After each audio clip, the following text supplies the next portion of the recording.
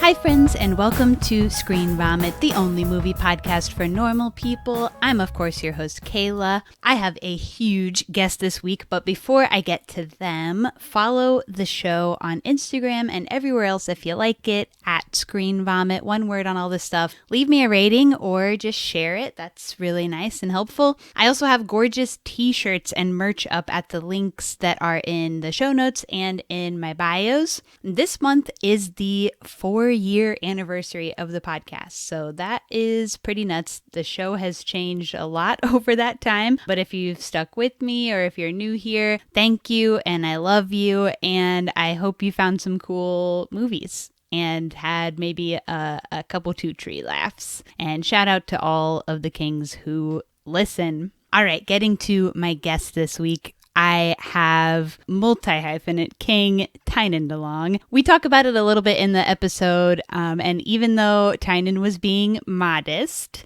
he has been a part of maybe thousands or possibly hundreds of thousands of things in a variety of creative fields and mediums, from comedy, writing, directing, acting, rock and rolling, aka doing tunes. He's got films. I mean, the man's got range. We've got super DIY, short films all the way up to more high production, narrative, experimental, deeply emotional and meaningful to like absolutely silly, but always having a lot of heart, and they're great. A couple of his things have been in my all-time faves lists. One of them I bring up a couple times in this episode is Vonnie, a movie he made about his mom, a gorgeous film. There's a lot of parallels between that and the movie we did today. And then he's also in one of my fave shorts of all time, Cornholios, which he co-wrote and stars in, and we didn't talk about at all, which I think is a damn crime. I'm going to have him back on just to talk about Cornholios. And we recorded this a few months ago, so it's a kind of a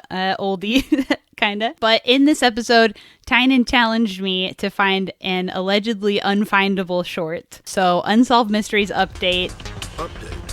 Months later, I have now seen that short and the secret Myco feature he mentions as well. We also talked about past guest and pal of the pod, Graham Mason, a few times, who's a mutual friend of ours, and they've worked together several times, including Tynan's brand new first feature, Dad and Stepdad, which is one of those absolutely silly, funny numbers with the big heart, like I mentioned earlier. And it's currently working its way around the globe on screening runs. So actually, if you're listening to this the damn day it comes out, I believe is the last day it is screening at Spectacle in New York City. After this, it's going to Calgary Underground Film Festival in Calgary, Alberta at the end of April. And you'll have to follow Tynan on Instagram. I linked that in the show notes to see where else it's playing, because I know it's going to be at more spots. It's a huge hit. Okay, so let's get down damn to it. For a bumper, I'm actually going to play one of Tynan's rockin' tunes. This is Princess Peach, and then the episode.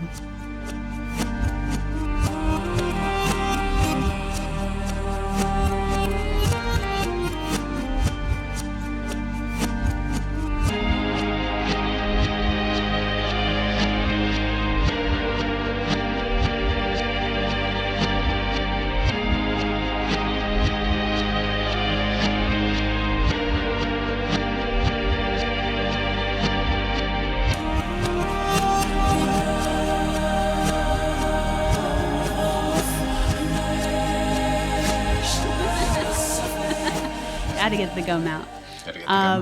Okay, welcome to the pod. Thanks for being on here. Yeah. Did you introduce me in the intro?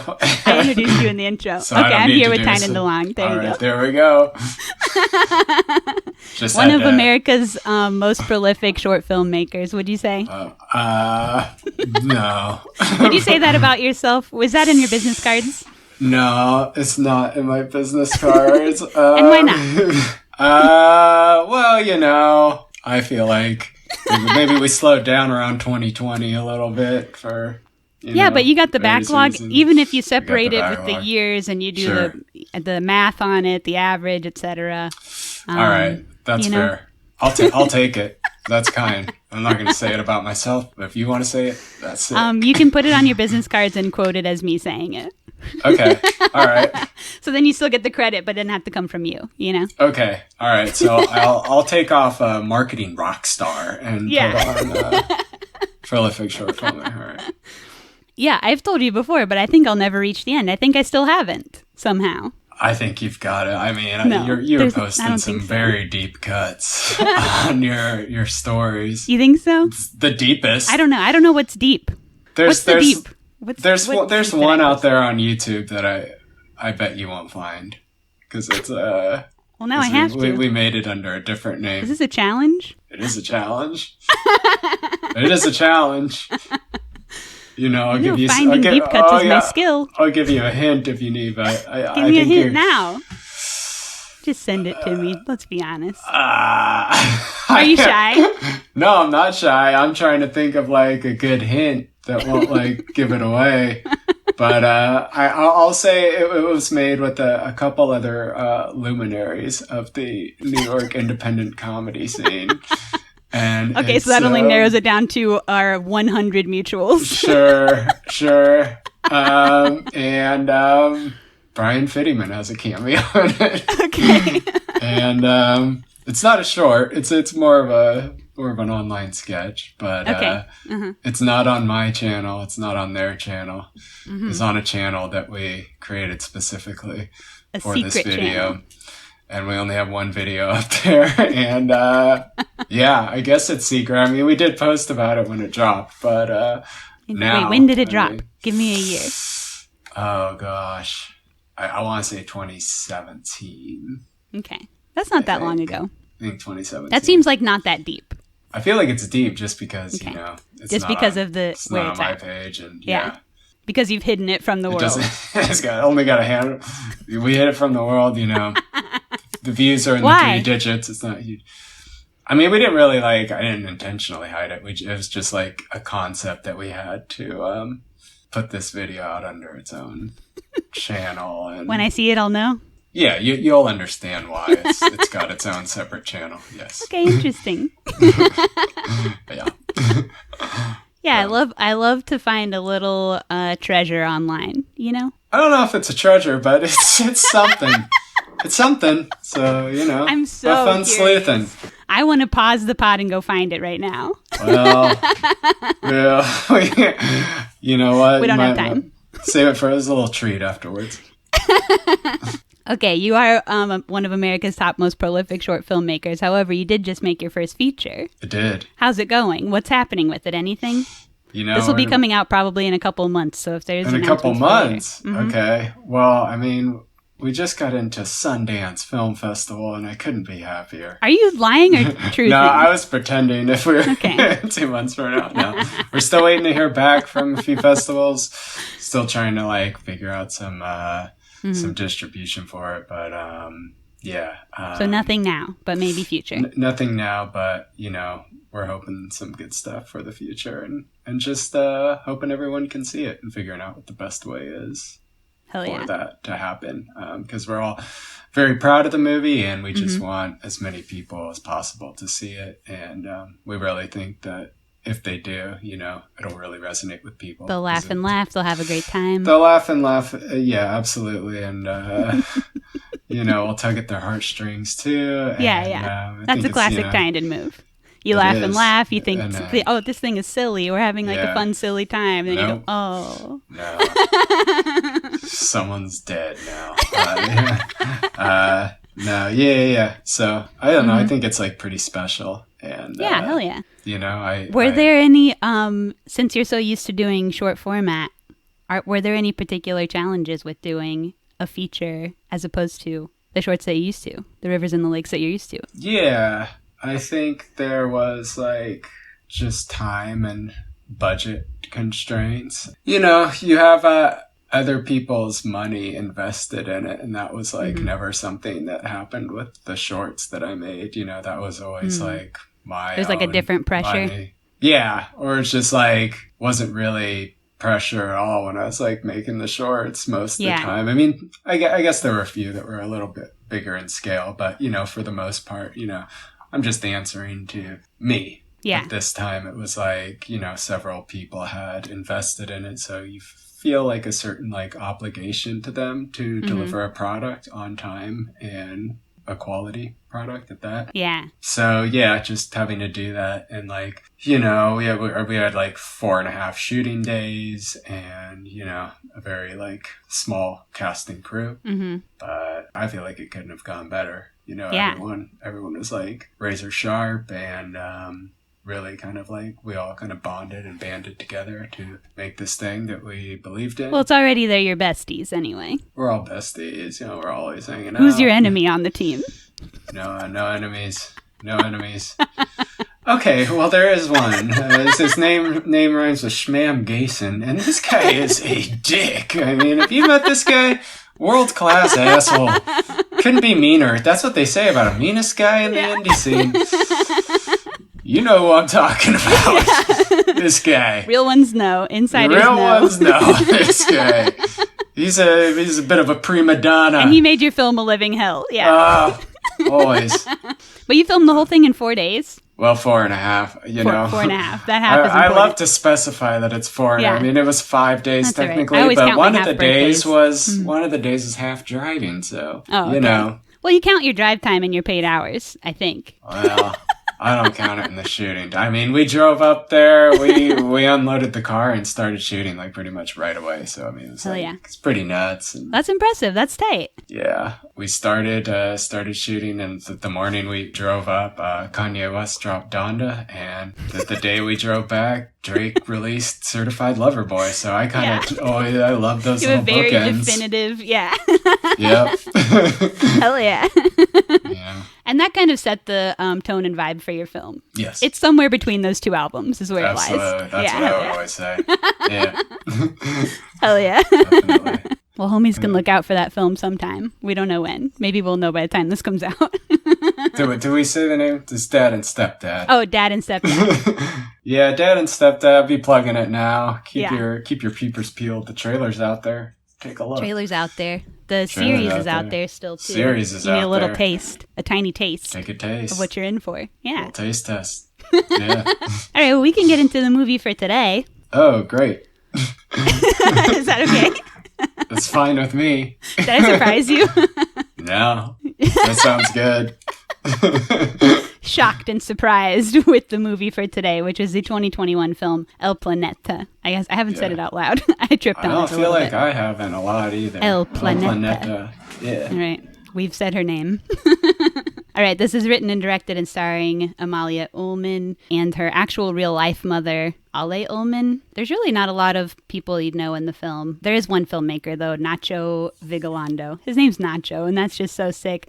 But he's the guy in the opening scene. I feel like there's also, there's a cameo by someone who's very well known. Oh, yeah, Martin Scorsese, but he's not actually... Marty! There's a cameo from Martin Scorsese, but that's a different thing, and we'll get to that later. But I've never seen any of Nacho's films. I was looking through his stuff. Never seen any of it, but he's made a lot, so, it's got to count for something. That's great. Yeah, I don't know Nacho. Well, he's done segments on, like, ABCs of Death and I think one of the VHS movies, but I saw ABCs of Death, 20 years ago, whenever it came out. And I haven't seen any of the VHS movies. So I guess stuff technically I've heard of, but those are only segments in an anthology series. Yeah, anthology. Yeah, that's cool. All right, so you picked this movie, and you had seen it before, true? I've seen it twice. I watched it another time before we did this podcast. So this is third. I've seen it 3 times. I love it. It's probably my favorite movie of 2021, now that I think about it. I mean, it's top 3 for sure. Wow. Beatles Get Back is in the mix, obviously. And I also watched The Worst Person in the World 3 times, so I like that one. Yeah, but, that's a good one. Yeah, I absolutely... How did you come across this? Do you remember? Did you see it in theaters? I did not see it in theaters. Mm. Let's just say... I remember. Trying to put this delicately. Let's just say I came across it on a little private streaming site of mine that shall not be named. And, I just kind of looked at the thumbnail and read the synopsis. I didn't know anything about it. I just thought it looked cool. And I watched it, and I was floored. I said, this is where it's at. I didn't know anything about Amalia Ullman or We've talked about before that we both have the same thing where we don't like to know anything about movies when we go see them. Absolutely. I think that's the that's best. what That's the happened to best way to go in. Yeah, Yeah, that's what I agree. I just thought it looked cool, and guess what? I was right. It is cool. It's a very cool movie. You got a good poster vibe detector. Yeah, I do. I gotta get still detector. I see a still. I'm like, I'm watching that movie. Yeah, hell yeah. So yeah, that's came across it and just pressed play like Aerosmith. Just press play. It was free on your secret website that we won't name. Yeah. Yes. One of the world's most dodgiest interviews I've had so far. Well, there's, I don't think it had been released into the world at this point on a So there may have been a crime involved, is what you're saying. Didn't say that. Yeah. You're not saying it, but maybe there's a wink. No wink. Not saying wink. I'm not winking. You guys can't see it, but I'm not winking. Just kind of putting that Eyes wink. are wide open. Eyes wide open. Couldn't not even be blinking. wider. Not even blinking, really. So, Honestly, a little scary. yeah. All right, so critic scores for this movie, very good. 95% on Rotten Tomatoes. There's no Google user score, which is weird. Probably would have been in the 90s. You think so? I did grab the Letterboxd score, which is 3.4 out of 5, which is pretty good. That's usually like good movie. I think that's kind of equivalent to a 95 on Rotten Tomatoes. I feel like it should be higher, but all right, whatever, players. Your personal aggregate score is just 5 out of 5. Damn right. Yeah. Between the 3 viewings. Absolutely, yeah. It's a 5. Hell yeah. It's a 5-star for me. So we've spoiled the ending. I never do that. But that's all right. You never do 5 stars? I never spoil what I've scored a film at the beginning of the podcast. Yeah, right. Because you do That's that for at the the end. end. Yeah, well, make no mistake. But you already blew your beans at the beginning saying you loved it. Well, I do love it. I chose it. I would not choose a movie that I was soft on. And I'm hard on El Planeta. It's 5 stars. Only a movie you're rock hard for. Absolutely. I mean, this is... Oh, yeah. This is it's 5 stars. Saying that I'm rock hard is a new thing that I'm trying out. Absolutely nobody likes it. I don't know if I'm jumping at that one, but I see men actively like cringe, the flinch inside. Ooh, Yeah. We don't want to hear the word rock hard. I think it takes But I think it's kind of funny it takes like a certain type of confidence to kind of throw that out there. to say you're rock hard. I feel like I could get away with it. I don't know if you are getting away with it, but keep trying it out. Maybe it'll stick. Keep at it. Keep trying it, honing it down. Absolutely. All right, so we can get into this movie. Getting into the movie. Getting into the movie, we're entering the space. All right. We're set in the director's hometown, actual hometown of, I don't know how to say this, Gijón, Spain. J's are H's, right, in Spanish? That sounds right. That sounds fine. Seems right. Yeah. I never took Spanish. I took French, so I don't know. So we're set in this small town in Spain. We're in black and white. The opening scene, I think, is really funny, so we can just kind of break down this scene. Yeah. We've got the main girl is like a daughter character, and she meets this guy at a cafe with the proposition that she might try out doing sex work with him is kind of what it seems like. So from the beginning, even though you kind of know nothing at all, you get the sense she's maybe struggling with money and trying to make money in whatever way she can. Yeah, I mean, you're kind of thrown into it right off the bat, trying to figure out who she is and what this is all about. And gradually, as the scene goes on, that information gets divvied out. And I like that, how they kind of keep you off balance. And it's a very funny scene. Mm-hmm. She wants to do it. Just like,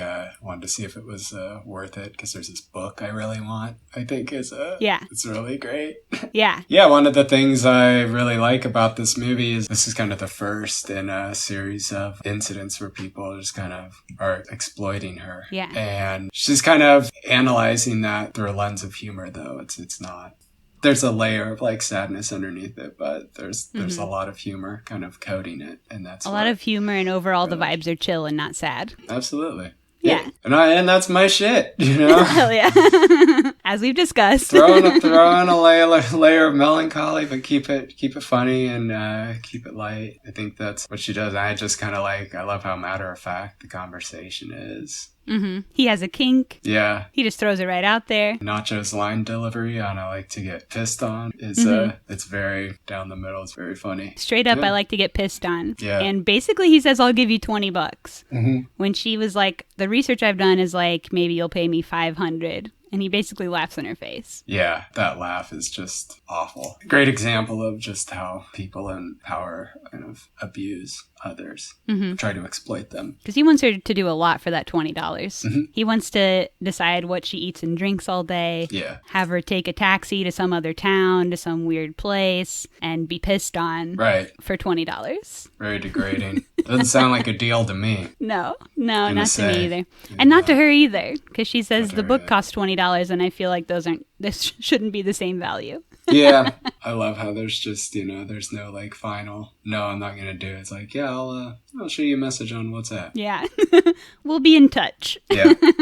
For sure. And then at the end of that scene, we get the first of these very stylized wipe transitions, editing wise. Yeah. What do you think about these transitions? I think the first one's like a diamond. There's maybe like a star later. Yeah, I think. What do you think about this choice? I think there's a Letterboxd review that said these were Movie Maker transitions. I don't know what Movie Maker is, but you know what? I'm all about it. I mean, I think they're a little silly, but I think that lends itself to like the style of the movie not taking itself too seriously. So when there is like a little diamond wipe or whatever, it's cute, it's fun, it's quirky. What do you think of it? I loved it. You know what I think of? I did my morning announcements at my school in elementary school, and we had these type of transitions on the morning announcements then. And that's what I think about us just turning that knob and doing a big star across in the 90s or whatever. Gotcha.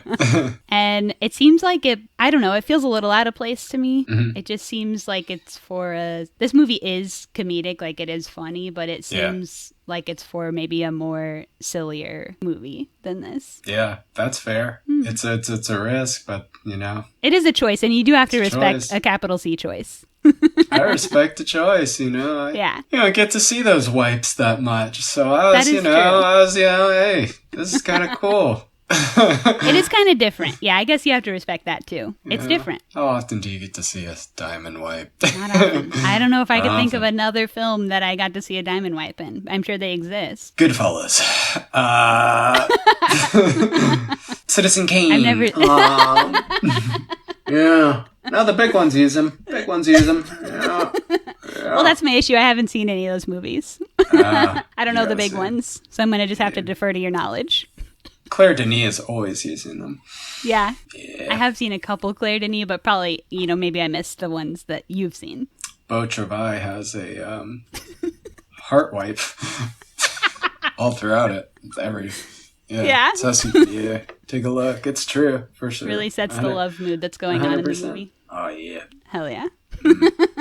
Also, I guess just while we're on like editing style, etc. Yeah. The way that this is literally shot is really interesting too. It's mostly stationary and it's almost exclusively wide shots, medium to wide shots of everybody. There's no like conversation where there's shot and reverse shot. There's no front and back of someone. Yeah. I just thought that's cool. I don't know. I liked watching it be so chill. It just feels really chill. Yeah.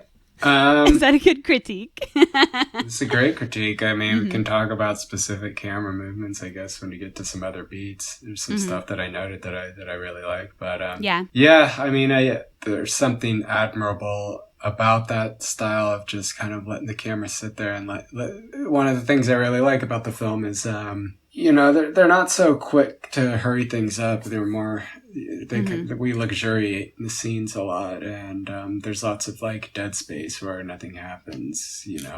People are just kind of eating something or walking to the door, and you see them walk to the door, and then they walk back, and it's just I like that. I like that empty space, and so those the static blocked off like wide shots, really help to create this atmosphere chill. I think it's probably hard to like commit to doing something like that, don't you think? Just like it's kind of brave to let nothing happen. It is brave, and I love it. Yeah. That's why I like this movie so much. There's a lot. There's being unafraid to sit in that dead space. Or I don't think it's dead. I think it's very much alive. It's a lot of the life, real a lot life. of the life of this movie is in those little details, in those little moments, and sort of it feels more like an honest view of like someone's day or life or whatever. Absolutely. Yeah, it's neat. It's great. 100%. Lots of reflection shots too, through a mirror or a store glass window, and there's reflection in it. So.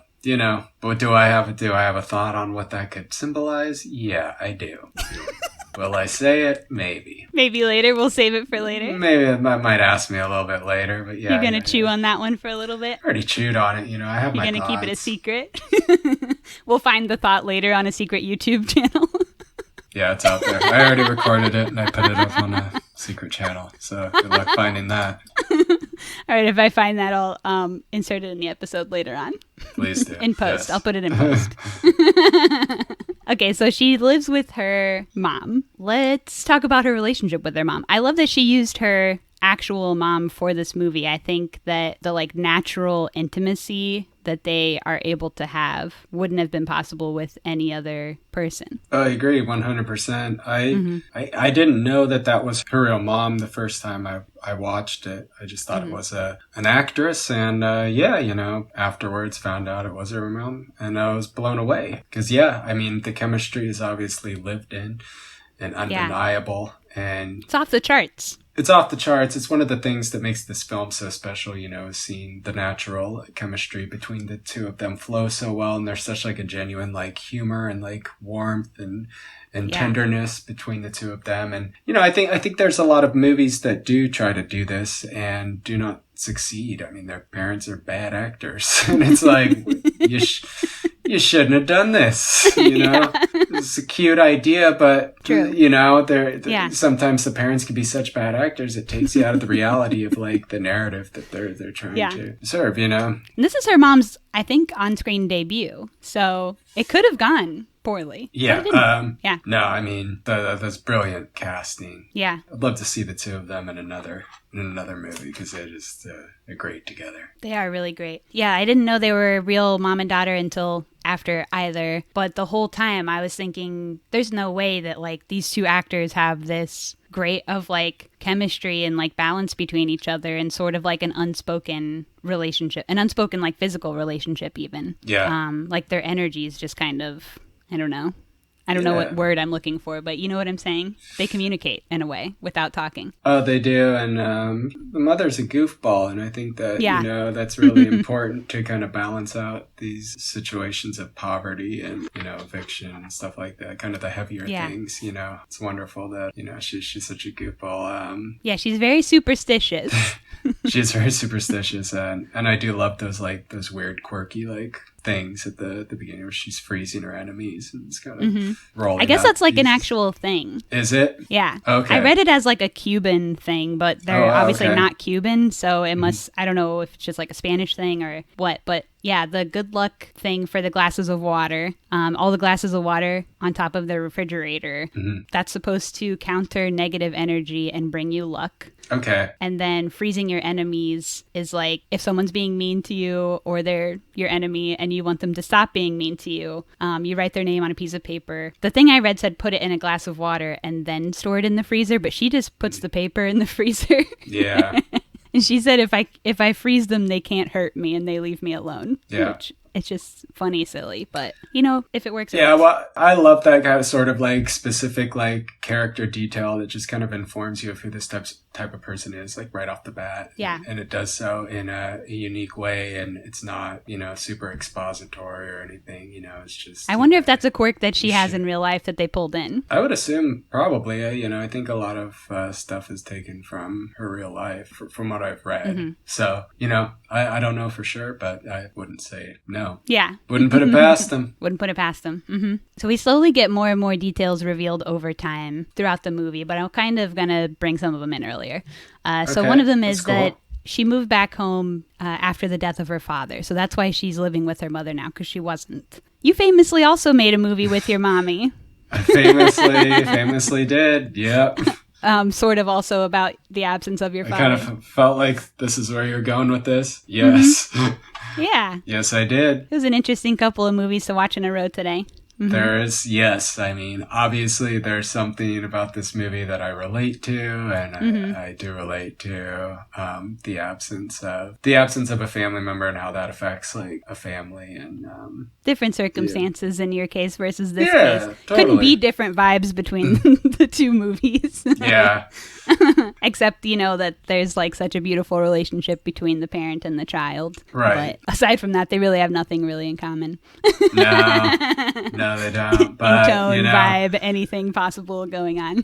That's true, but Vonnie's Vonnie the documentary, check it out. It's on my Vimeo. Yeah. Mm-hmm. And I guess if you are in need of a heartwarming tearjerker, that would be one that I would recommend. Did you ever get to screen that for a crew? Yeah, well, I did this thing at the Wythe Hotel that was part of their artist residency, and I screened 4 new films, and that was one of them.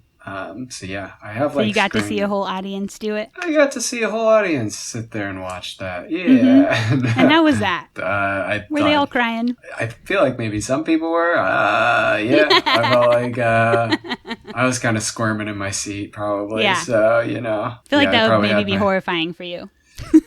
Yeah, no, I was pretty proud of the work, so I was happy to show. I mean, it's a great movie. I just mean it's so it's like your story and your family, and yeah, it's like a really personal story. It's an incredibly vulnerable thing, and that's why I was like, that's why I say I was like squirming, because it's like, it's pretty much like I think maybe still is the most personal thing I had made. So to kind of be that honest and open in front of a large group of your friends and peers is, it's a big deal. But yeah, I don't know, it seemed like the feedback was all right, and people still bring that up to me. So I'm pretty proud of it, and I hope it stands as a nice piece of the stuff that I've made.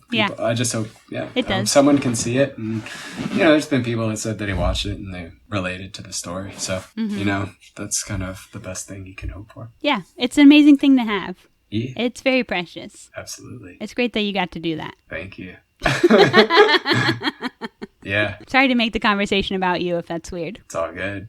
I'm all right with it, My mom is all, I feel like there's a lot of parallels between the mother and Al Planeta and my mom in terms of my mom is also like a goofball, and you turn the camera on her, as much as she says she doesn't want to be filmed, there's a part of her that will come alive and she kind of likes silly. It. Mm-hmm. Yeah, she kind of likes it, and so it's cool to kind of bring out that sense of humor in her and see her be a goofball on camera, and I think you do get like little tastes of that in the little documentary that I made about her. So yeah, for sure. And I think that she does that because I'm behind the camera. So, I feel like maybe Amalia Ullman's mom maybe wouldn't have been so goofy and alive if she wasn't acting with her daughter. But because they are acting with each other, there's that shared history that informs their performance, and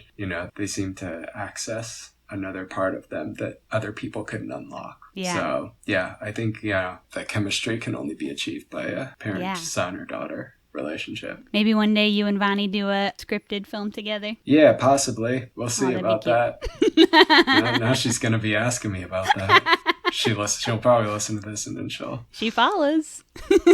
She follows. She follows. Yeah, I've heard of It Follows, but She Follows? What? That's a new one to me, player. Being called player is just not an experience I really get to have, and I'm really happy to have it here with you today. That's my thing, man. That's what I call it. Everyone's a player. Hell yeah. I love saying player, and I won't stop. No one can stop me. Let's see. While we're in this opening early scene with Mommy, we do find out that Scorsese's in the area for this gala thing that's happening, and that's about the only other important thing that happens right in this scene. We see more instances of the daughter trying to make money and not entirely succeeding. She's starting to sell off her possessions. We see her sell her sewing machine, which is something that seems important to her because I think she's a fashion something with fashion. And then the video chat with her agent is also really great. Also, there's something we skipped over that. What did we skip? That she walks outside with the jacket on and then goes back inside and takes it off, which a callback to the earlier opening scene where they're talking about the weather. Yeah. Just this kind of banal conversation about not knowing whether to wear a jacket or not because it's hot out.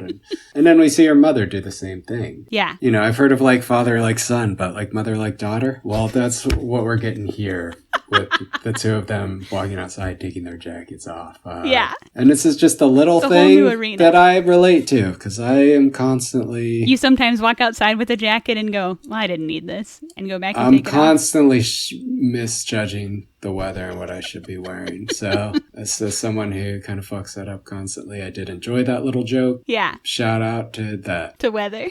Shout out to weather. Shout out New to York weather's kind of different, though. It's a different beast. It's a whole different beast. It's a whole different beast, man. A whole different monster, man.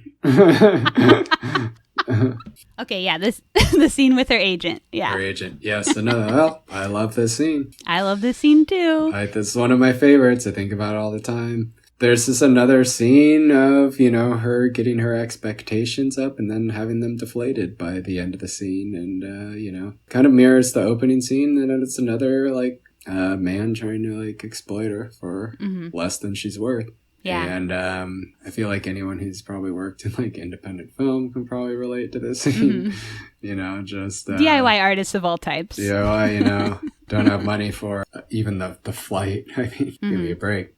I also like that when he's talking about Christina Aguilera, he says she's trying to do a whole Solange Knowles thing, which seems to be it's a very specific music joke that I liked and appreciated. I could definitely see someone like her making that move, so. And he also says, the bigger the name, the less money's involved. Less money's involved. Yeah. And I wonder if that sounds like it could be true, I guess. Yeah, it's good exposure. Yeah. That's what they say in the scene. Yeah. Which, I mean, it just translates to you're not going to make anything. And I think that's a shame. Mm-hmm. That's wrong. But we've all done it. We've all done it. Yeah, fuck you, pay me. I mean, that's really what it is. That's your motto? That's my motto. Yeah, basically. Yeah, I mean, I think she handles that scene really well. I mean, it's very like subtle and there's a lot of mundanity in it. Did I say that right? Mundanity? You know what I mean. I didn't think twice about it, so I think you said it well. All right. That's one of those words that I see a lot, but I don't say out loud a lot. Yeah. And I related to that scene. It cuts to the bone. Yeah, good stuff. And there's all those like, just like a lot of like subtle jabs that she kind of like brushes off. Like, I see you cut your hair. I liked it long or something like that. Yeah. I don't know. Just like these. And like, why does it even matter to him? Who are you? Yeah. Dealing with a lot of like shitty dudes constantly. Mm-hmm. It's kind of, there's a running theme in this movie, shitty dudes. Yeah. And how much like sort of effort and trouble she's having to go through even to just take this call. Like seeking out internet, not being able to use the lamp in her living room, having to sit like on the floor in between a coffee table and a couch to even get a slice of internet. Yeah. All just to like get on this call where this dude sucks and she's still not going to have any money or prospects. Right. Basically asking her to work to lose money. To fly to a different country even. Yeah. Mm-hmm. And they won't pay for it. Again, mirroring the first scene, kind of ends it with a, well, I'll think about it. We'll be in touch. We'll be in touch. For sure. And we get some more tender scenes with her mommy after this. Mm-hmm. There's one scene I really liked where she's like sewing clothes on the kitchen table and they're sharing food and they're sharing like forks back and forth. That was just one of those things, what I was talking about, sort of like a nonverbal language they have with each other that I was thinking of. They're kind of having like a rotation of fork. Like, I take this bite, I pass along the fork, you take that bite, you pass along the fork. It just kind of seemed like they already had an established system, somewhere. Yeah. It's like such a tiny thing, but it's like something you notice. I like that moment a lot. It's just a very small gesture that speaks volumes about their love for each other and their history. And yeah. It's not something you could script, I think. No, probably not. Which makes it interesting. Seems like something they do in their real life. She also sleeps in bed with her mommy and they cuddle. Yeah, they do that. During the sleeping in bed scene, they mention a cat they used to have and how they're sad about the cat being dead. Yes. I did think it was interesting that they seem more sad about the cat being dead than the dad being dead. Yeah. Which they almost never talk about the dad, but they're devastated about the cat. Yeah, maybe because that's easier to talk about, but I certainly, know what it's like to lose a cat, and it's like, it really, really hurts. Yeah, one of my favorite moments in the film is when the mother is just watching old videos of the cat. And I recently had to give up a cat that I had fostered for almost a year. He found a new home and I was really bummed out, and I definitely found myself looking at old videos and pictures of him. So, watching it back this time around, that was certainly that was something that I latched onto and personally related to. Yeah. Because it's just such a little delightful joy to have around, and when it's gone, it feels like a phantom limb. You keep wanting to reach out and pick up your cat or pet the cat, but are you gonna get another cat? Yeah, I think so. Definitely. Yeah. Absolutely. I want to get a cat too. I need to take a break right now, but you're still healing from your trauma. I had to heal a little. Yeah, I had to take some time off to heal, but yeah, I recommend it if you're thinking about it. Yeah, absolutely.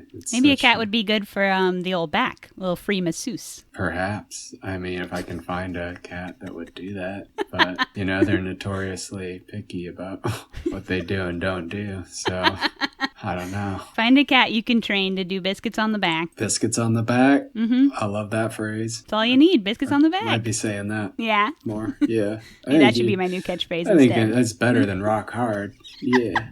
I just think biscuits on the back sounds cooler. Yeah, well, it's got a little of the alliteration to it. Yeah, absolutely. And bees just feel good in your mouth. They do. I mean... Yeah. It's just true. I'm sorry to say. They do. I mean, ask Candyman. Bees do feel good in the mouth. An absolute pervert for bees in the mouth. This guy fucking... The expert. Loves having bees in his mouth. Freak for it. Okay, well, another thing that gets revealed is that they are losing their house. Yes. Due to some kind of tomfoolery on the dad's part. Right. They don't say any details. They just kind of allude to there's something that the dad did that makes them lose their house. Yeah, I didn't pick up on what it was specifically, if there was. Yeah. So this is something that was pulled from their actual life, from the director and her mommy. The director's real dad actually committed fraud using her signature and resulted in her mom and her losing their home against the bank because of that. And they have been excommunicated ever since. Wow. Yeah. I did not know that. Yeah. Did their dad die in real life? No. He didn't die a real death, but in a way that's sort of a symbolic death when you excommunicate a parent, Yeah. You do have a grieving. It's almost the same. Yeah, absolutely. Yeah. Wow. So he was using his daughter's signature? Mm-hmm. Okay. Yeah. He also seems like a few scandals and schemes. He was a little scandal schemer. He had her as a child help him make a fake ID that he used for a long time and some other things. So, classic scheming dad, and caused them to lose their house. There's a companion short to this that is kind of offline, but I can send it to you if you'd like to watch it, called Sordid Scandal. How'd you get that? I'm just talented at finding things. All right. Sounds like maybe you also have your own private streaming site that shall be unnamed. So, okay, I'm sorry. This companion short kind of delves into that. Yeah, it's called Sordid Scandal, and it's more about her real life elements that were pulled into this film. And it's really interesting. It's 20 minutes. Great. Well, I should have watched that before this podcast. Well, I'll send it to you after. Send it to me after. But I wanted to be able to tell you about it. I appreciate that. If you already knew, that wouldn't be fun. I didn't. This is good information. That's kind of a crazy story, though, right? Absolutely. She has a lot of crazy stories in this short. There's one that's not really related to anything in the movie, but their landlord for a while was like a really nice lady landlord, and she got dementia. And she ended up putting this, I keep forgetting her name, the director of this movie, Amalia. She ended up putting Amalia as her, what do you call it, like the person who receives all your shit when you die, in her will, when she meant to put somebody else. So Amalia became like a property owner at the age of 10.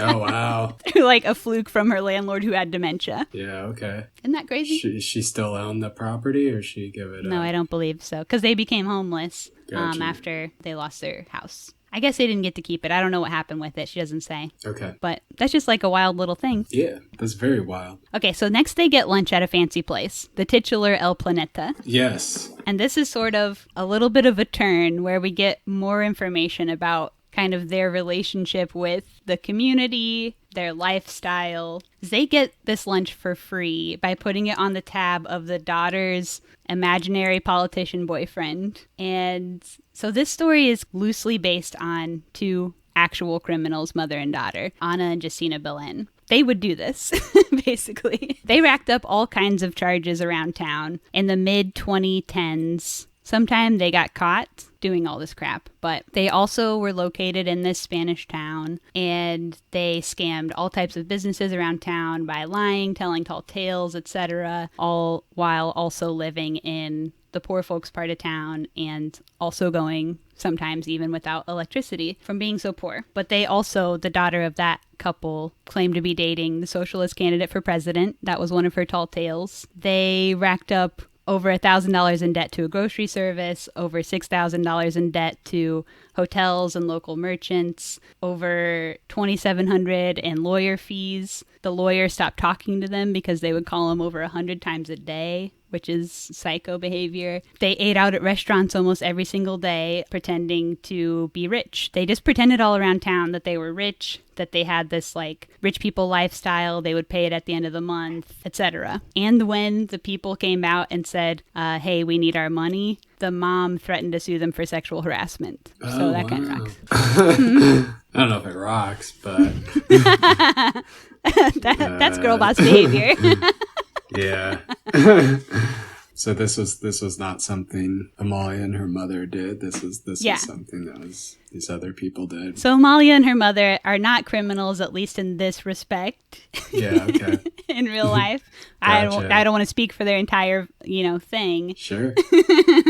They could be doing crimes. It's a pro-crime podcast, and we don't judge them for that. But their two characters are based off of this other mother and daughter. Gotcha, yeah. I mean, that clarifies something. I guess that was something that I was maybe like a little bit fuzzy on. It's like who this politician character was, how they were scheming people, how do people go along with it? How do people... I don't know. Allegedly, with the real ones, they passed off being rich very well, is what people say. Yeah. They really seemed like rich people. They seemed Gotcha. like they had these relationships or whatever. Mm. And I think they seem like that in the movie even. Like, they wear really nice clothes. They seem like Those they fur fit. coats, yeah. Yeah.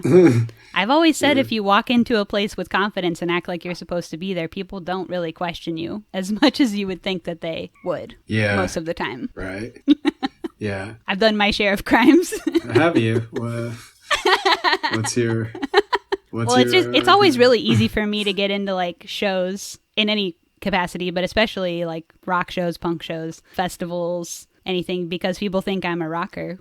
Okay. I mean, I am a rocker, but it's not always involved in the show going on at that moment. But it's really easy for me to just walk into shows without being questioned, or people just think I'm part of a band, which is cool. This is very cool, man. I don't know if I could do that, but shout out to you. I feel like even sometimes when I am on a list, people are like, hold on, I don't know about you. You know what I mean? So Yeah. it's like, yeah. I will say I most of gotta the time come I through with am more swag. most of the time I am buying a ticket. So like Okay. the artists are being supported in some way. Gotcha. But I just don't get asked for it. Mm. I don't get asked to prove that I got a ticket or whatever. Yeah. All right. That's sort of been the case for many years. I've gone to major music festivals and went through like all the artist zones without ever being stopped. You just walk into the work tour like, what's up, motherfuckers? I'm here. It's kind of fun. But yeah, if you walk into a place with enough confidence, I think people just don't stop you. Okay. I gotta work on my swag. I might start trying to do this. Yeah. Just walking into places. Yeah. Have a little more confidence. It also helps if you know anybody else that looks cool too. Bring them with you. Say, like, wave to somebody like across the room or something, you know? Yeah. Yeah, that helps a lot too. I know a ton of very cool looking people. Yeah. I do. Too many even. Who's the coolest looking person you know? Graham Mason. You got Graham on the brain tonight. You got Graham. He's cool. Is there like a picture of him stuck to the wall behind your computer or something that I can't see just off screen? Yeah, you wish. You wish. A little hard around it. Nah. No. Okay, where are we? Okay, so yeah, the movie is based off of these two swindlers, these notorious swindlers. Okay. And we continue to see the two of them do a little bit Safdie of crimes. Brothers vibes. Yeah. Yeah, with the swindler energy. Yeah, big swindler energy. They're also like talking up how the daughter is about to work for Christina Aguilera, even though she really is not taking the job either. Yeah. So they are kind of hamming up their stories. Mm-hmm. And they look rich. They go out with the big fur coat, the nice like designer suit. They look nice. Yeah. They go to a store and the chick flirts with the cashier and gets a bunch of free stuff. This cashier, we'll meet again. Uh-huh. What a piece of work this guy is. I love his performance. I mean, this is, I think this could be one of the top 5 most low energy performances. And it's great. Is he mumblecore? He's mumblecore. He's mumblecore for sure. But he's got game. I mean, he straight up asked for that WhatsApp. Yeah. Real quick. And she's like, that's weird, but okay. And she's like a fox. Like she's a very hot babe. She looks rich. Yeah. She's dressed like really nice. Mm-hmm. And he's like, you know, he's not ugly, but he's just like normal. Yeah. You know, so he's kind of shooting above his league a little too. So for him to be so confidently reaching out for that number. Yeah. It's just surprising. He's got swag. He does got some swag. Yeah. We can talk about their date. They go on a date. Sure, they go on a date.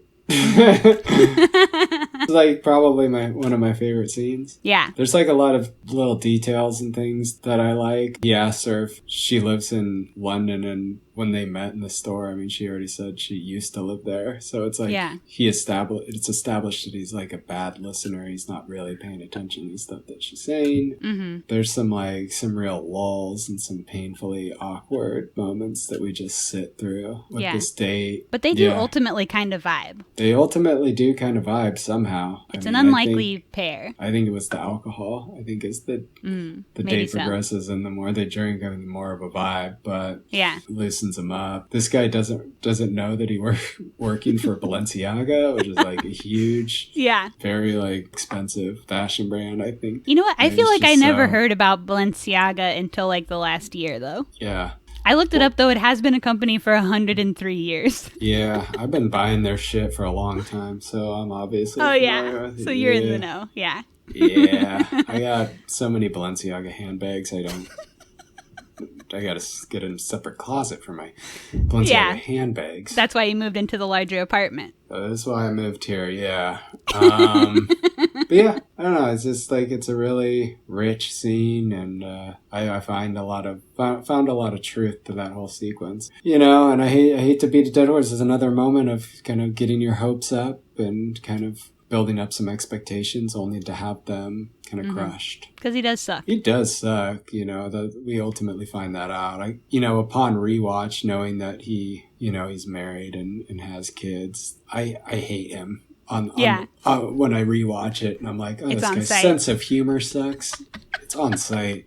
The sense of humor does suck. There's that part where she offers the pack of cigarettes, and he pretends to pull one out. He's like, I already got one. It doesn't have one, and it's like, oh, this guy's not funny. Sucks. Don't fall for him. You go, what does she see in him? And not me.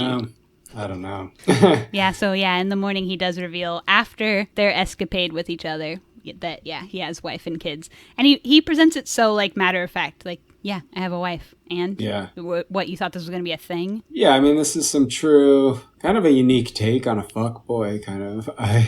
It's like the way he says, like, I don't think it's a thing. It's like, so like, I don't know, so like elusive and like indifferent and such like a, dick thing to say. Yeah, I mean, he clearly lacks any sort of like empathy, compassion. So Yeah. Yeah, that's just very upsetting. He's a trickster. He's a trickster. Mm-hmm. He's pulling his scam. And then there's that one part where she says, this could have been marvelous. And then his response is divine or something. And I don't know, that makes me laugh, that line. She also mentions on their date her legs being bad due to an accident. And that's another real life thing from her. That is a real life thing, yeah. I do know that. She was in a terrible Greyhound accident in 2013 where her legs were crushed. On a Greyhound from New York to Chicago, which is gotta be a full day of Greyhound. At least one day, right? Yeah. I've taken Greyhound from Indianapolis to New York City, and it was 20 hours. I used to do that a lot. So 20 hours from Indianapolis. Chicago is like another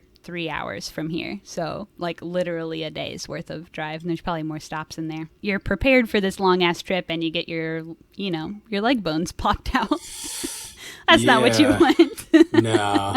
Yeah, that's really tough. So after the date, she goes to the beach to unwind. And this is kind of a small scene, but I just thought it looked really gorgeous, her on the beach with like this long shadow, the way they have things set up. Mm-hmm. And I also thought it was interesting that in the beginning of the movie, that first scene with her mom when she's reading the paper, they talked about how the beach smelled like shit. So I think it's interesting that she goes to this like gorgeous beach and we know that it smells like shit. That's a great callback. And, does that mean something? Is there an observation there about, I don't know, the things not being what they seem or... Yeah, we don't know, I mean, but I'm going to release my thoughts on that in a YouTube video on a private channel. It's emblematic of, the themes that are explored in this movie about expectations versus reality. Yeah. The beach holds promise of beauty and wonder, but it ultimately smells like shit.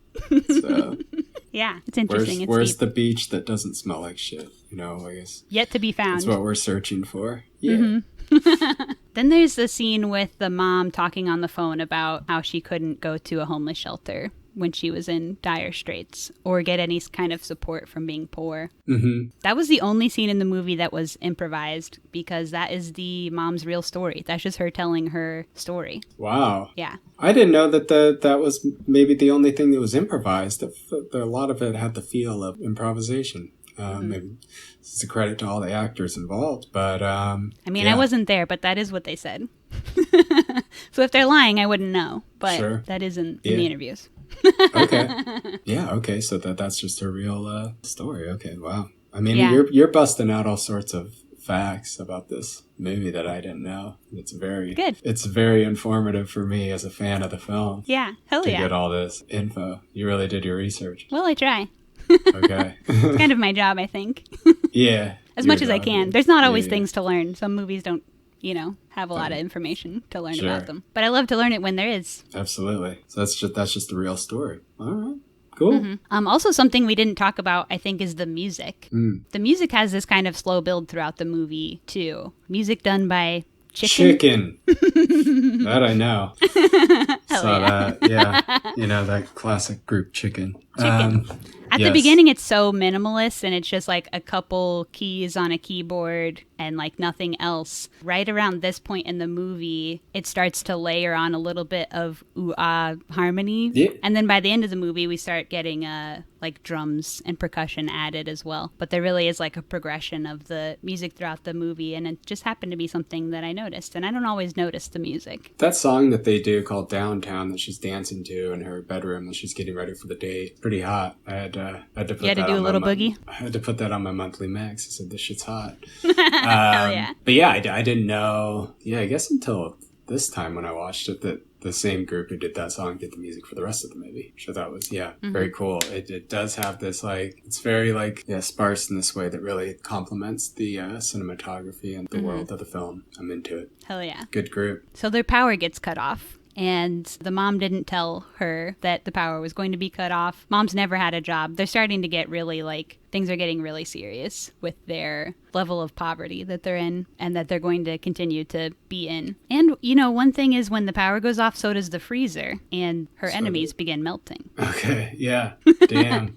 There's something to think about. I did, you know what? I didn't pick that up. Didn't think about that. Yeah. That's good. Yeah, that's that shit. Well, yeah.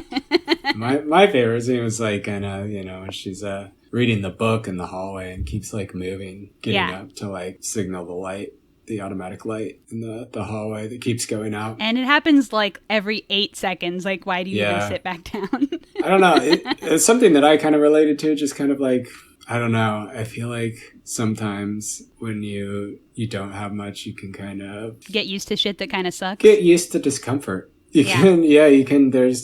There becomes this sense of familiarity with discomfort, and your tolerance for discomfort kind of grows. True. And so, something like that is annoying, but it's I don't know. You'll put up with it if you've been in the shit long enough. Mm-hmm. And I do like when her mother's yelling for her to come up and look. And and why does she yell for her? She keeps begging her off. She keeps begging her off, and then there's this pregnant pause. And then she yells, "Come!" again. And it's so funny. Just some really great comedic timing there. Yeah. She wants her to come up because she put, artichokes in her I don't know if chest? it might have been pears. I'm not pears? sure. Okay. Some sort of fruit in her chest region, dancing around. She got breast implants. She said she's Dolly Parton. She said she's Dolly P. But it's just fruit. Or, could be a pear, could be an artichoke. Yeah. She's got a nice pear. Yeah. That's is that anything? What is this, Pun City? Yeah, I think that's something. That might be something. We'll work on that one. Oh yeah. So even though they're so poor, they're in dire straits, their power's off, they do go and get makeovers and have a whole little day. They are not changing their lifestyle. Again, using some fraudulent credit card, that's kind of what they're... Yeah, I think they had a sounds card. Like what they allude to. Yeah, I still have the card. So it sounds I don't know whose credit card that is, but doesn't sound like one they're making payments on. But it is nice to kind of see them have this moment where they kind of pamper themselves and live the life that they want to live. I saw an article refer to it as them retaining agency over the last thing they have left, which is their bodies. Just a way I think I said that, actually. Oh, yeah. That might have been my article. I think it was probably your article. Yeah, that sounds like... Well, it was very well spoken. Something I would say, yeah, thanks. And you're a pretty well spoken guy, so actually it tracks. Yeah, that's kind of... that's... No, I'm just kidding. That's not my article. Nobody has to know. Yeah. Look, you remember what I said? If you act confident enough, no one asks questions. No, that's my article. Yeah. That's it. Is this your confident guy? Yeah. I wrote that. No big deal. I got 10 more just like it. Yeah. Hell yeah. No, I think it is. I was going to say, I think kind of all the mirror shots that are kind of throughout the movie kind of represent this idea of, what you want to see yourself as, but what you really are. It's I don't know. So there's a lot of expectation and hope with wanting to I don't know, work with that Christina Aguilera job. It's kind of seeing yourself as this person who does these things, but the reality is that it's a gig that's unpaid. And it's so it's I think you kind of, at least my read on it is you can kind of envision yourself as this one thing, but the reality is not quite there yet. Mm-hmm. And I think that's kind of what the movie plays with a lot. Yeah. From what I can see. I don't know if I explained that very well. No, you did. I understand what you're saying. Yeah. Yeah, I was just thinking your own expectations versus the reality of the situation that you're in. Maybe also how, not only how you perceive yourself, but also how you want to be perceived by others. Yeah, is important in that too. Yeah, absolutely. Yeah, there's a ton of that. In the film. Mm-hmm. Yeah, it's kind of their whole thing. Absolutely, being perceived by others as an entirely different person, basically, in entirely different circumstances. Mm-hmm. The costumes we wear in society. The mask. We're all walking out of our house. We all put on a mask every day we walk out of the house. Which mask does anyone ever know the real you? The mask of comedy, the mask of tragedy. We don't know. We don't know. until we step out. Yeah. It's kind of all about that, yeah. I should have just been talking like that the whole time. That would have been awesome. You still can. Look, we still got time. Great. A little bit. I'll do it for the rest of the podcast. So in addition to their makeovers that they get, they go shoe Oh, shopping. yes. They get Shoe shopping. Yes. they order groceries and The even proverbial slipper for Cinderella's foot. Yes, yes, yes. Yes. Yeah. it's too funny. I don't know if I can have you do that and me not be laughing. Continue. Continue. They order groceries and they even add more groceries onto their normal order. They get a taxi and the mom's like, oh, she was like, should we take public transit? And the mom's like, no, let's get a taxi. I'll pay for it. No big deal. So they are just getting really out of control with how much money they are spending that they do not have. And this is the point where the music starts getting really wild too. Yes. when they get home, they have this whole like buffet spread of fruits. It's very like luxurious even looking. And earlier in the film, they're talking about there's no food in the house. All we have are cookies. There's nothing in the fridge. We don't even have a cup for water. And now at the end of the film, they're like, we have this luxurious absolute feast on the table. We couldn't even eat all this if we wanted. There's like half-eaten fruits. I was like, is that like... Very indulgent. I thought those were like the treats that were left over from like someone sending them treats earlier in the movie. There was part of that, but she did order groceries. She ordered groceries as well. Those were on the table when she had the Dolly Parton boobs, right? I think those came from the groceries, the boobs. She ordered boobs in the groceries. Oh, yeah. Yes. Breast augmentation, really symbolic of our need for attention. Yes. And what else? Yes. Well, attention, just society, really at large. Our place, constantly trying to... Oh, is he British now? Always was. Always was, mate. Yeah. Never haven't been. Never have not been. Yes. Oh, yeah. All right, next morning we get a knock at the door. It's the cops. Oh, 5-0. Do they call him 5-0 in England? Yeah. Well, they gotta call him pigs either way. Yeah. Actually, one of the policemen in this scene is the mother's actual ex-boyfriend in real life. Wow. I don't know, that's just a little fun fact. That is a very fun fact. Apparently, a lot of her exes were consulted for the film, and the daughter was like, she's a very friendly lady. Okay. Friendly, wink, lady. Yeah. So basically, they take her away. Yeah. She does spend a moment, though, on her way to jail. She spends a moment getting all dolled up, making sure her hair's in the right place, grabbing her purse and her big coat to go to jail. And we get a call back to that meal of the day joke. Yeah, She's like, I heard is there a meal of the day? Yeah. It's like, I don't know what you're talking about.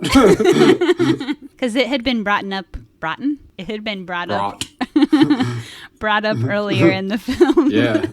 Because she's stealing all the time. Yeah. The daughter was like, be careful. I don't want you to go to jail. And she was like, at least I'll get free room and board, basically. I'll get free meals and a roof over my head. Very blasé about the whole thing. Sure. Yeah.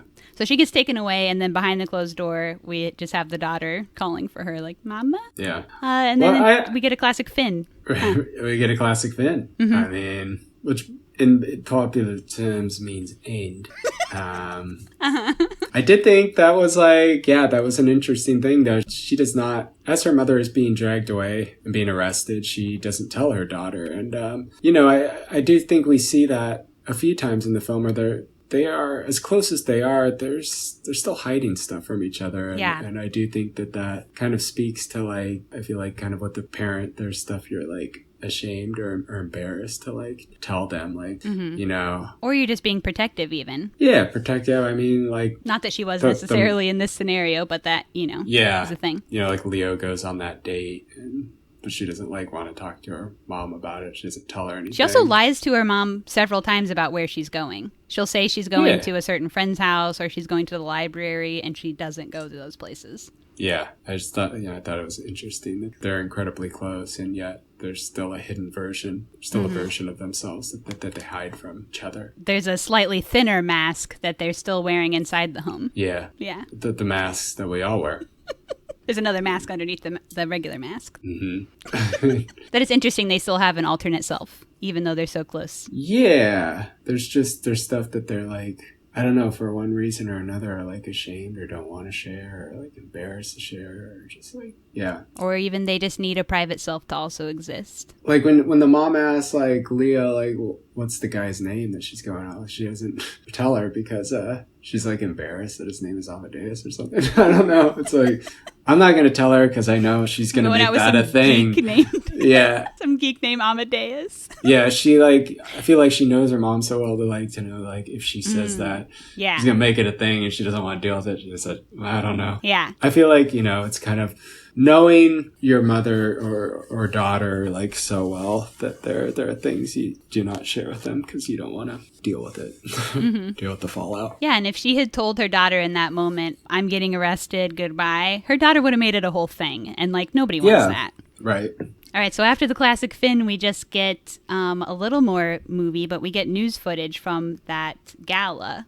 we talked about early in the film. Mm-hmm. And we see Scorsese and we see the princess, etc. They were actually there and had the mom infiltrate actual news footage in character at this gala. And we see it in the credits, the news footage. Yeah, we do. She just dressed up and tried to get to the front of the line, basically wherever the news crews were, and got on screen in character. And that's it. Then we roll creds, for real. Yeah, and that's, we get that sweet Scorsese cameo in that gala.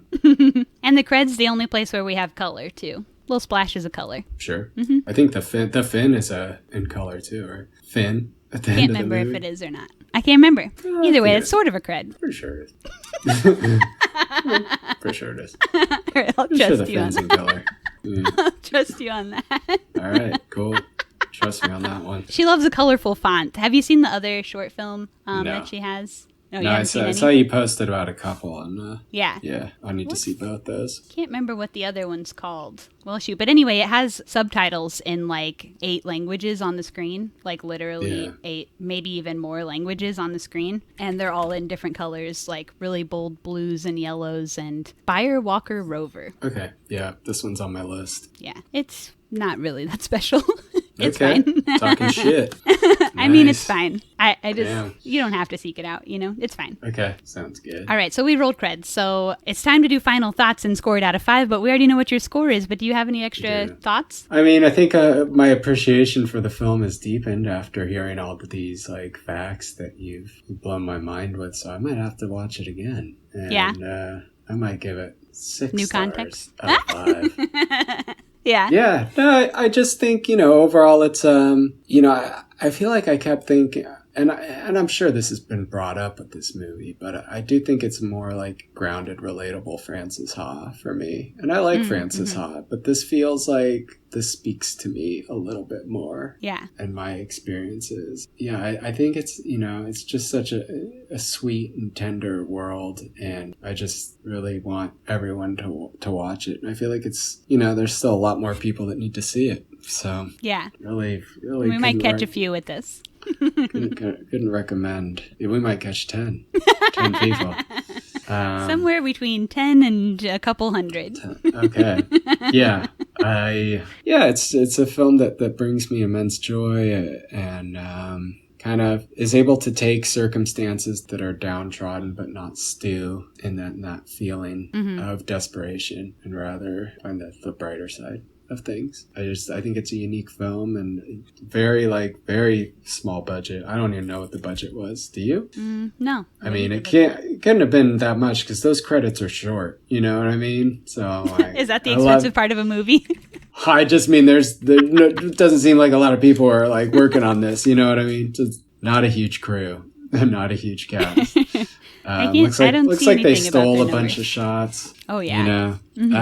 So they also used like a lot of people that they know in the movie too. So they didn't hire like a lot of actors. Yeah, I mean, going out there, making your film with your vision for little to no money and coming out with a product that is going to sustain itself for a while and really live on. That's the dream. Hell She yeah. did it. This shit rocks. Encourage everyone to watch it. And Play you're on giving it player. 5 out of 5. I'm living in 5 out of 5, man. You better believe that. Now, what are you gonna give it? Now, are we gonna have some beef here or what? You gonna drop a 2-star on this? I don't know. No. I don't think we'll have beef, but I don't think I say 5. I think I say 4. I think I say 4 out of 5. I think it's fair. I still think it's really good. I think it's unique. I think you can't undersell like their chemistry on screen is amazing. They're both really great in this movie. Love the way it was shot. I didn't love all the editing and some things I felt like could have That's hit a little something harder. people seem to call out Yeah. on the letterbox. We didn't even talk about it, but there are a few moments in the film where they do these kind of like weird, like the sound drops out and you get kind of a close up Yeah. of the Oh, we didn't person talk that about kind that. of Yeah. disrupts the wide that they have established. And I saw a lot of letterbox comments. People not really into that. I don't know if I don't know that I was like necessarily not into it, but I would say I didn't really understand why they did it Yeah. or what it reveals or what it means. They talked about not wanting to have any cuts or like edits that didn't add meaning or reveal something. Yeah. So I'm like, what is that actually revealing? What meaning are we supposed to glean from these shots? Right. They're sometimes kind of random. Does feel I feel like you could have taken them out. You wouldn't have lost anything. Yeah. But I do like that it's kind of one of these, weird wrinkles or quirks that kind of make the film very particular to her vision and what she wanted to do. So, I ultimately respect a swing. Yeah. I respect a swing like that. It's tight. Hell yeah. Yeah. Okay, so I said 4. Is that okay? Can we still be friends? 4's great. Okay. 4's great. I'm going 5 I because still think 4 is a really good movie. I'm generous with my 5s for the most part. I feel like if something not. makes like a considerable impact on my life, I'm stingy then with a solid 5. If I'm giving something a 5, it's really special to me. You can't So take your you stars. can take that to heart, You too. can't take your stars with you when you die. Give them out. Who cares? They mean nothing. I give the praise in other ways. All right. Yeah.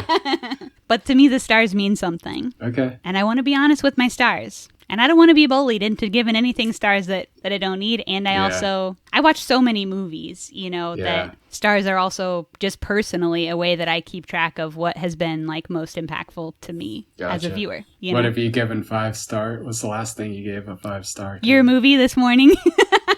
Oh, yeah, that's right. That was a 5-star. I forgot about that. All right. So now you know. Now I It's know. special. Okay, I guess so, and I respect that. we all got our own different star policies and We systems. got our own for different how star we policies, yeah. divvy it out, but my policy is I give a 5-star if I think this is really like something special, and I think people need to watch this. Mm-hmm. I tend to give a lot of 5 stars to the underdogs. Yeah. To movies that I feel like people need to see this. I'll occasionally give maybe more stars than I think it would be worth in comparison to a normal movie to an underdog. Yeah, If I gotcha. think it's really good. Yeah, well, watching it again this morning, I was like, no, I'm pretty confident. Yeah. This is one of my favorite movies of the past few years, and I was like delighted to talk about it because there's Hell yeah. not another movie that's really kind of blown me away like that one. So in Hell yeah. recent times, yeah, It's also kind of personal to you for reasons we discussed too. it's personal for a lot of reasons we didn't even discuss. Oh, yeah? Yeah. Do you want to discuss those reasons or you want to not? Nah, I mean, I'll Okay. just keep some stuff to myself. Okay. Your secret Yeah. hidden self. Okay. Yeah, absolutely. Okay. Now it's time for Screen Vomit.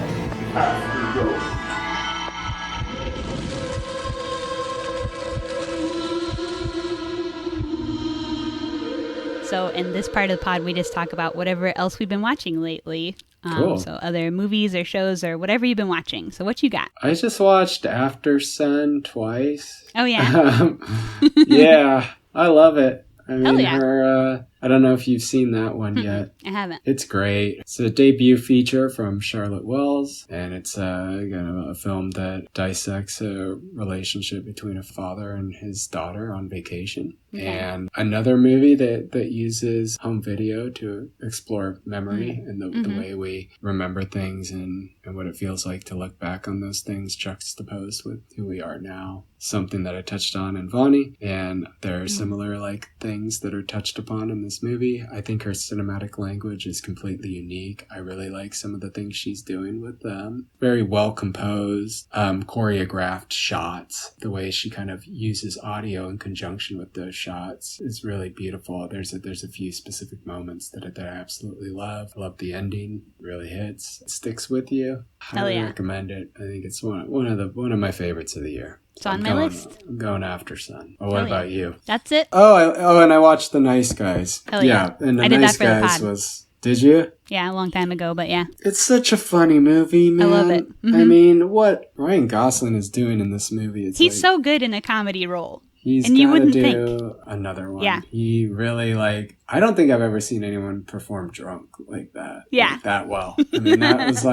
it wasn't over the top. It was just perfect. That movie surprised the hell out of me the first time I watched it. Me too. I didn't watch it for a long time because I thought it was going to be it was going to be stupid. Yeah. It was just going to be I don't know, a George Clooney hijinks kind of movie or something. Yeah. I don't know, like a George Clooney comedy, which is not for funny us. to me personally, but I mean, no shade. I'm sure there's some good ones, but it's like that kind of vibe where it's I don't know. But anyway, this was beautiful. It's actually really good. Yeah. I had such a great time. They got to make a sequel. They left it wide open at the end. You think they will? I don't think so. I mean, when did this movie come out? 2016? Something like that. I mean, it's been 6 been a years. long time. It doesn't seem like a hot property. I'm not sure it made that much at the box office. I don't think it did either. I think it bombed. But I think the advertising is weird because it's the same thing probably everybody thought that we thought, which is it's going to be not the type of comedy for us. It's going to be stupid dad comedy. The comedy is great. Yeah.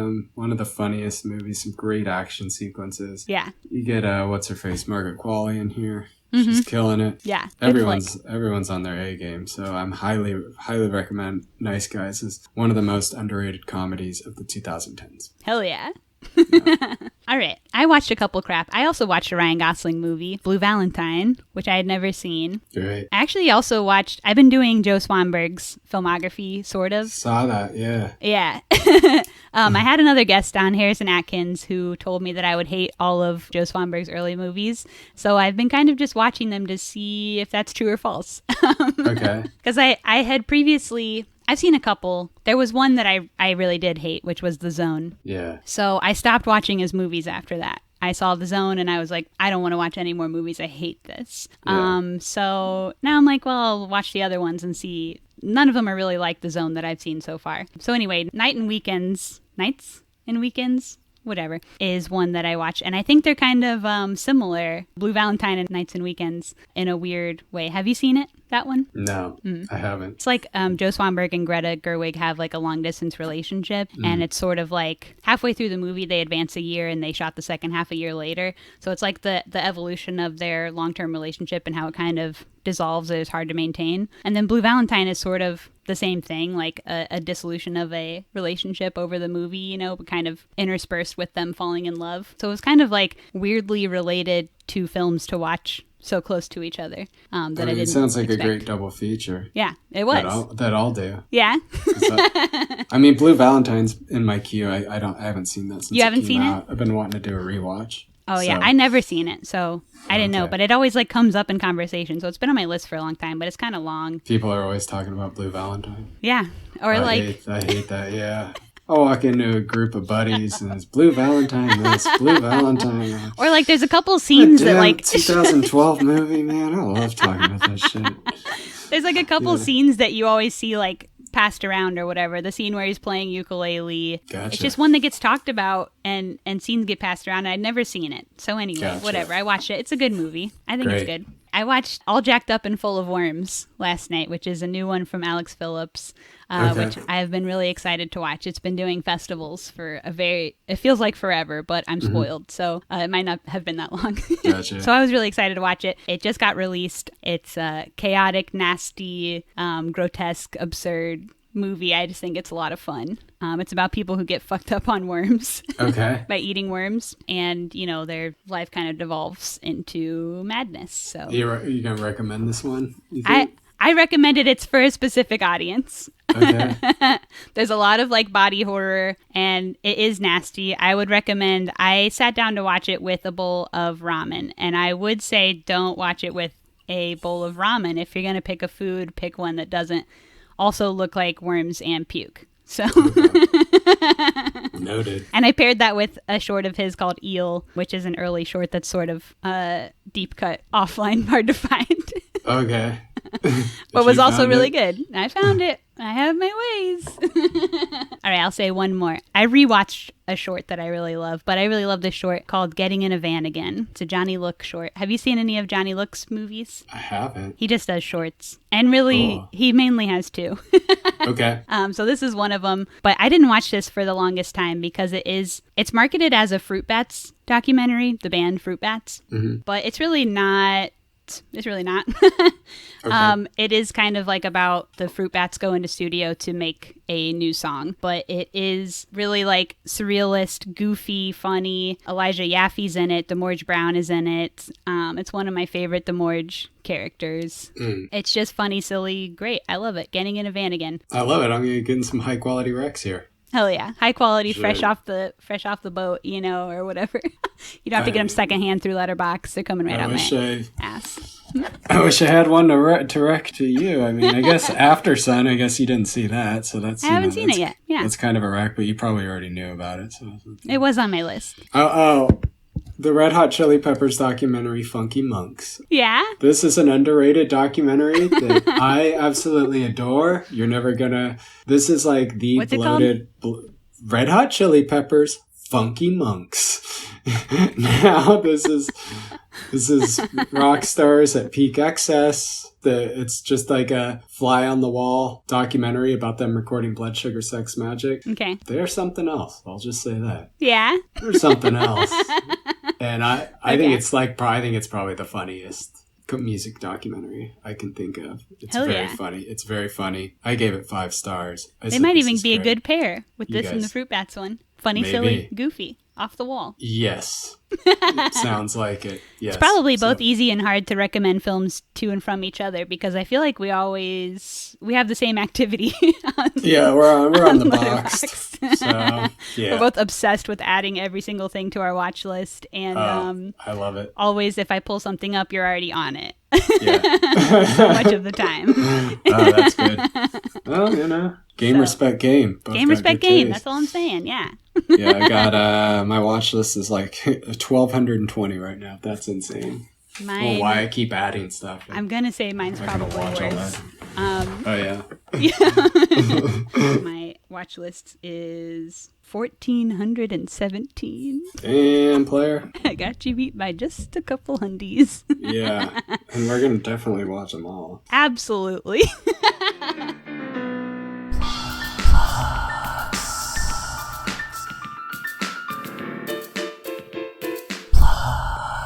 What you got to plug? Nothing really.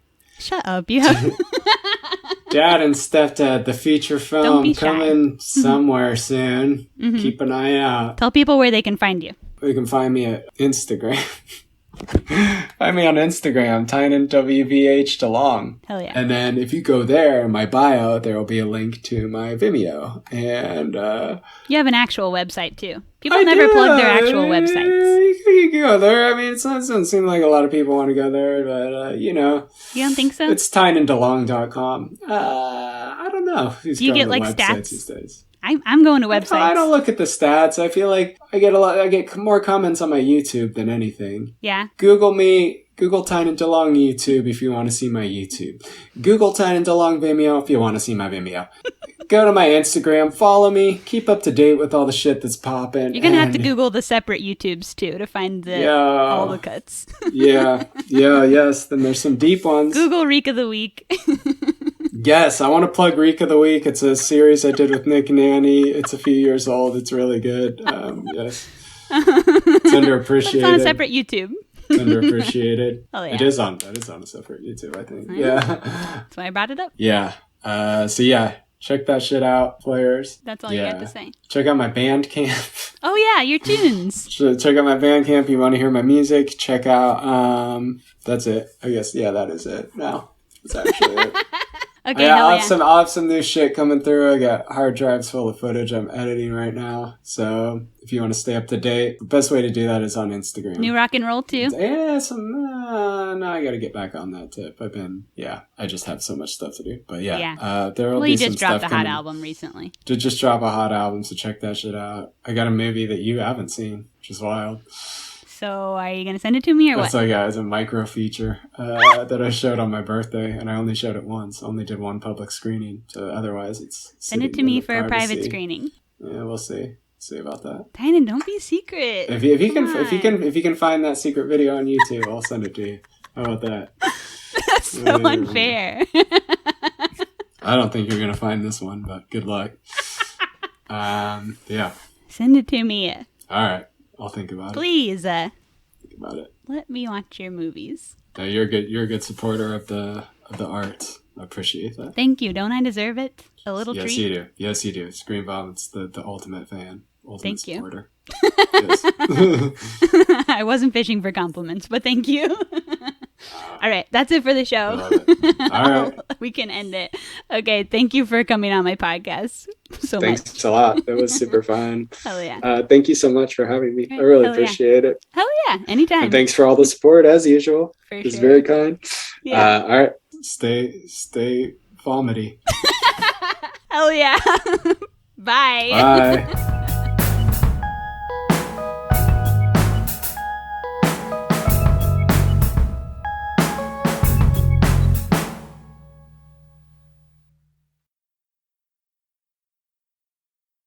I love saying player, and I won't stop. No one can stop me.